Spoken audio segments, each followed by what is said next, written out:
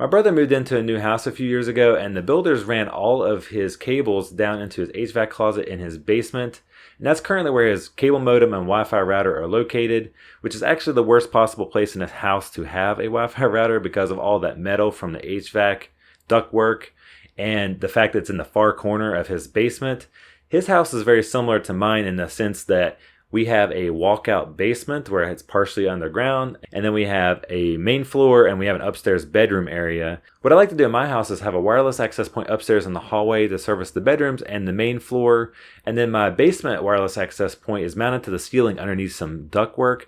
So the signals from the basement wireless access point don't really penetrate upward into the main floor quite as well as the upstairs wireless access point penetrating downward. And so it works out really well because I can cover all my areas in my house with 2 wireless access points. I actually have a third if you've followed my videos, and I've talked about it before, but that's because I have a storage room underneath my garage that's a separate part of my basement. It's unfinished.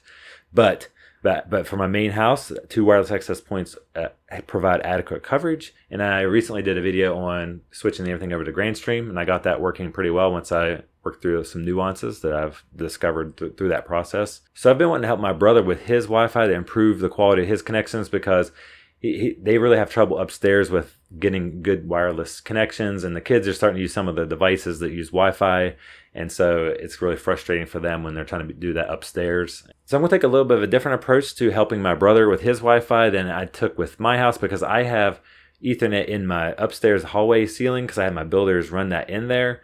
And in the basement, since I finished a lot of the basement myself, I'm not quite done yet, but I was able to run an Ethernet cable through the ceiling. So I have all my access points ceiling mounted, which is great and ideal. But for my brother, since he doesn't have that, I'm going to make use of 2 Grandstream wireless access points. One is a wireless Grandstream router that I got from Grandstream to try out because I haven't tried out any of their routers yet. I've only tried out their GCC6010 convergence device, which is a great device. But this is just a standard Wi-Fi router that has a lot of capabilities of firewalls. It supports VLANs and even supports parental controls and various things like that, which is very useful for a family and a home network and even small home, small office type environments.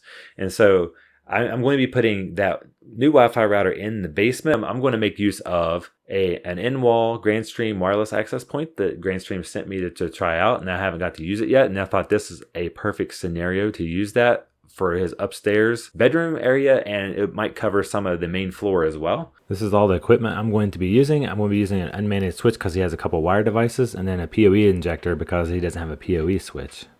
All of his Ethernet cables are connected to a bridge telephone module, and the coax cables are also there, and everything is labeled. At the top of his shelf is his Netgear router, and you can see the wire and media enclosure as we looked at before. And then at the very bottom of the shelf to the left is his cable modem. Since I'm changing the location of his modem so I can put it next to his router in a centralized location in his basement, I am going to strip a new coax cable with this tool, and so that I can put a compression fitting on it, and this will allow me to move the modem out of his HVAC closet into his basement, because the way his wiring is, it's easier to move the modem next to the router so I don't have to run as many cables in the walls because he doesn't have that many ports available in his wall. Once you put the fitting into the tool, you just squeeze it, and then it compresses it onto the cable, and so then it works really well. It actually worked the first time, which I was kind of surprised because I haven't done it in a while. I tested the cable with a basic tester just to make sure the signal can get through to the other side. You can see the light lighting up on the other end of the cable, which indicates that there's a connection. Then I connected the line from the outside of his house to this one going to his wall. Then I removed 3 of the Ethernet cables from this punch down since it's designed for telephones and not for Ethernet networking. So I just removed them off here, and I'm going to put RJ45 plugs on the ends of these Ethernet cables so I can plug them into a network switch into this box. So that way I can connect several devices up on his network. I'm going to be using pass-through connectors, and it has the wiring diagram right on the tool, which is very handy. And you see I'm going to loosen up all the wires and straighten them all out before I get it ready for the RJ45 plug. And there is the RJ45 plug, and I'm going to slide the wires through it, and then it should slide all the way through. and make sure the blue jacket is inside the plastic connector. And finally, crimp on the RJ45 plug. And once you squeeze it down, you can just pick off the excess wires. Just like with the coax cable, I tested the Ethernet cable to make sure there is a signal on both ends of the cable. I repeated this process with the other cables and put the network switch in the enclosure, and then I also ran his office cables that are green into the switch.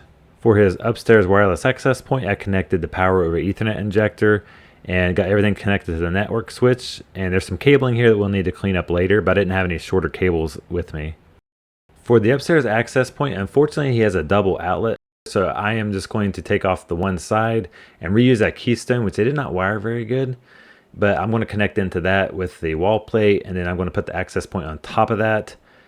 And I forgot to record using the plate on there because I was testing it out to see how that would look, and so I actually have the finished product with the plate on it, so it's covered up. And in the basement, I have his router connected to his modem. It's under the TV in his main central part of his basement, so he can get better Wi-Fi connectivity. So I just want to take a quick look at this web interface to show you kind of how I have it configured for his network. The default IP address for the LAN network is 192.168.80.1. That's what Grandstream likes to default to, so it's different than your usual 1.1. You can change that if you want, but I just left it because it doesn't hurt anything. And if you click on the ports, you can see which ports are connected. And this router is interesting because it can detect which port is the WAN interface automatically, but I just use the first interface as the WAN interface on the back of the switch. And I have it connected to the GDMS networking cloud, so I can update this product and manage it remotely in case my brother needs some help with some things. I can kind of help him diagnose some issues. And you'll see that I have an issue here where it looks like the internet is not working, but it is. For some reason on his network, I haven't figured out why yet. I haven't had a chance to, but it doesn't detect that it's connected to the network, and maybe the check for the network connectivity doesn't seem to work very well on his network, and I'm not sure exactly why, because on my network, when I connected it behind another router, it worked just fine. It doesn't seem to impact connectivity, so I'm not too worried about it right at this moment. And we can go over to the traffic statistics and look at what the client activity currently is on the network, as well as the various apps that are being used on the network. It's nice, it has a nice breakdown of all of the apps and services, so you kind of get a little bit of deep packet inspection. They have some nice settings here, like for quality of service. You can enable this so you can prioritize the bandwidth for gaming and video or web browsing. And then there's also an auto mode, which is nice. You can put in different megabits of maximum upload and download. So if you want to limit your speeds, you can go ahead and do that. And there's this home care option, which is pretty cool. For various clients on the network, you can block usage for various clients. You have to click on add and then pick a client that's on the network. And I believe you can select from a list of clients or add them manually. I haven't done that for his network, but you can go ahead and set any of these things up, and you can filter apps and websites. You can also have a time limit for internet and a time duration of internet use. So it'll track how long you're using things. This is great parental controls for kids and families if you want to block time, or maybe even adults that want to limit the amount of time that they're on screens. You can enforce this on the router, which is very nice. And the cloud this is where I'm connected to the GDMS cloud, so I can manage this from the cloud network. And when you click on the advanced options, there's a lot of settings here that you might not see on some consumer grade routers. Pretty handy. Some of these settings up here at the top are the ones that you've already seen in the basic settings, like the system info and internet settings. But there are some various options here that might be interesting. I noticed that the LAN doesn't have any options here for VLANs, but when I look at it from the GDMS cloud networking, it looks like I can set VLANs on the cloud side of things. So I'm wondering if it's just features that you could make use of in the future, but they haven't added it to this interface because it's different than their cloud interface. I haven't tested out if VLANs actually work on his network because he just needs a simple flat network like most basic home users. Right here is the only place where I see that you can make use of VLANs, and it's called Triple Play, and you can set up various VLANs for IPTV, voice over IP, and there's one called Triple Play, which has if you have multiple VLANs on your WAN interface. But this is only for like your WAN interface for internet providers that make use of different VLANs for different types of services that they offer. And then you can see there's various your Wi-Fi settings. You can mesh these GWN70 GWN7662E routers. You can mesh several of them together and use them as a Wi-Fi mesh network if you want. And you can just see a list of clients. I just won't do that because you just see his devices. And then you got, of course, I showed the traffic statistics already. And there's quality of service controls that you can use if you want a little more granular control here that it wasn't available in the basic settings. And you can see there's also app quality control and the various quality control rules here if you want to add some additional rules. And for NAT, you got NAT port forwarding like most routers support, dynamic DNS, but there's only a limited number of providers I think you can pick from. It looks like no IP and DynDNS, which are two popular ones. There's more options available on other devices that Grandstream offers, but for this, they just kept it simple with two different clients. Maybe they'll expand that in the future.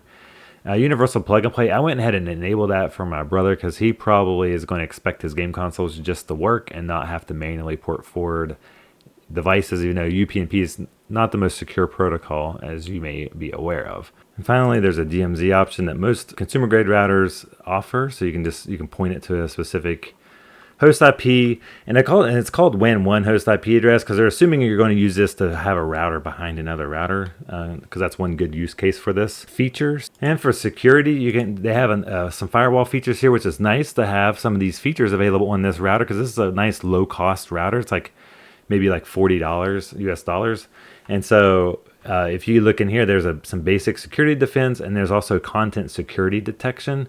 And this is under, if you see here, under the content control page to see that. But if you go up to defense statistics, you can see that there are some things that got protected here. But if you go to content control, this is where you can add in URL filtering, URL classification filtering right here. And these are some different ones that you can allow or block. I just went ahead and made him block a few of these different categories for his family just to give him a little bit of protection there. And there's also some app filtering that I didn't block any of these types of things. It's just gaming and social media and that kind of thing. It's nothing too crazy here. And there's also a block list you can add if you want to block MAC addresses specifically on a network. You can do that. It's pretty nice. The VPN settings are pretty cool because you get a nice like wizard to walk through these different types of VPNs you can set up on your device, because a lot of people like to use WireGuard, so they recommend that because it's nice lightweight. But you can see how you can just pick your local, it just generates a local random IP here that it uses, and you can click private key generation and all that kind of stuff. And once you enable this, your server's set up, and then you can it'll give you some more options to generate peers to add devices to your VPN. So it has Grandstream has a nice VPN support, I've noticed. Then there's some IPv6 settings, and I'm not sure why, but the IPv6 does not seem to work on his network. I left it at the default settings for the most part here, but I had trouble getting it to work on his network. I'm not exactly sure why. I believe this worked when I was behind my OpenSense router when I was testing it out, because it seemed like everything seemed to work properly. At least IPv4 works, and he can get on the internet, and that should be good enough for his purposes. And then there's actually some captive portal features here, which you probably don't need it for a home network, but you can make use of it if you want. And then you got some maintenance here for the backup and restore upgrade. Yeah, and there's also some basic system settings and access management. You can create different password accounts and different things like that to allow access to the system. So this is kind of similar to some of the other Grandstream devices, these settings and options. They kind of simplified it a little bit because it's just a low-cost, simple, budget-friendly router. And I think it'll serve my brother's needs pretty well for his network, and it seems like things are running pretty well. And he said things are running smooth on his end, so I'm pleased with that. So we did some internet speed tests, and you can see the performance with his old Netgear router was pretty abysmal.